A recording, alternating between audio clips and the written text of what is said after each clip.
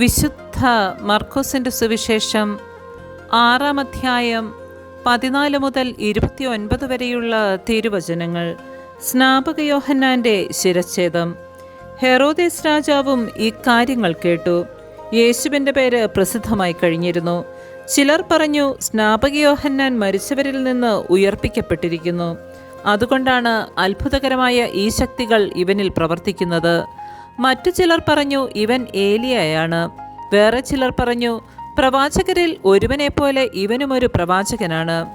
എന്നാൽ ഇതെല്ലാം കേട്ടപ്പോൾ ഹെറോദേസ് പ്രസ്താവിച്ചു, ഞാൻ ശിരച്ഛേദം ചെയ്ത യോഹന്നാൻ ഉയർപ്പിക്കപ്പെട്ടിരിക്കുന്നു.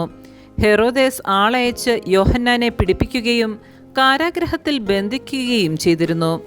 സ്വന്തം സഹോദരനായ പീലിപ്പോസിന്റെ ഭാര്യ ഹെറോദിയ നിമിത്തമാണ് അവൻ ഇങ്ങനെ ചെയ്തത്.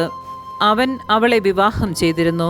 യോഹന്നാൻ ഹെറോദേസിനോട് പറഞ്ഞു, സഹോദരന്റെ ഭാര്യയെ നീ സ്വന്തമാക്കുന്നത് നിഷിപ്തമാണ്. തന്മൂലം ഹെറോദിയായ്ക്ക് യോഹന്നാനോട് വിരോധം തോന്നി.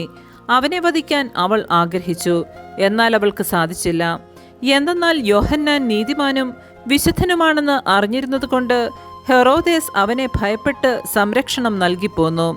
അവൻ്റെ വാക്കുകൾ അവനെ അസ്വസ്ഥമാക്കിയിരുന്നെങ്കിലും അവൻ പറയുന്നതെല്ലാം സന്തോഷത്തോടെ കേൾക്കുമായിരുന്നു. ഹെറോദേസ് തൻ്റെ ജന്മദിനത്തിൽ രാജസേവകന്മാർക്കും സഹസ്രാധിപന്മാർക്കും ഗലീലയിലെ പ്രമാണികൾക്കും വിരുന്നു നൽകിയപ്പോൾ ഹെറോദിയായ്ക്ക് അനുകൂലമായ ഒരു അവസരം വന്നു ചേർന്നു.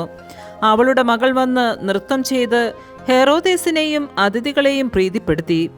രാജാവ് പെൺകുട്ടിയോട് പറഞ്ഞു, നീ ആഗ്രഹിക്കുന്നതെന്തും ചോദിച്ചു കൊള്ളുക, അത് ഞാൻ നിനക്ക് തരും. അവൻ അവളോട് ശപഥം ചെയ്തു പറഞ്ഞു, നീ എന്തു തന്നെ ചോദിച്ചാലും എൻ്റെ രാജ്യത്തിൻ്റെ പകുതി പോലും ഞാൻ നിനക്ക് തരും. അവൾ പോയി അമ്മയോട് ചോദിച്ചു, ഞാൻ എന്താണ് ആവശ്യപ്പെടേണ്ടത്?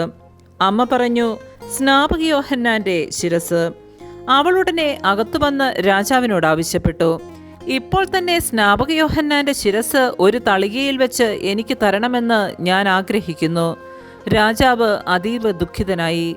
എങ്കിലും തൻ്റെ ശപഥത്തെ പ്രതിയും അതിഥികളെ വിചാരിച്ചും അവളുടെ ആഗ്രഹം നിരസിക്കാൻ അവന് തോന്നിയില്ല. അവൻ്റെ തല കൊണ്ടുവരുവാൻ ആജ്ഞാപിച്ച് ഒരു സേവകനെ രാജാവ് ഉടനെ അയച്ചു. അവൻ കാരാഗൃഹത്തിൽ ചെന്ന് യോഹന്നാൻ്റെ തല വെട്ടിയെടുത്തു. അതൊരു തളികയിൽ വെച്ച് കൊണ്ടുവന്ന് പെൺകുട്ടിക്ക് കൊടുത്തു. അവളത് അമ്മയെ ഏൽപ്പിച്ചു. ഈ വിവരമറിഞ്ഞ യോഹന്നാൻ്റെ ശിഷ്യന്മാർ വന്ന് മൃതദേഹം കല്ലറയിൽ സംസ്കരിച്ചു. നമ്മുടെ കർത്താവായ മിശിഹായ്ക്ക് സ്തുതി.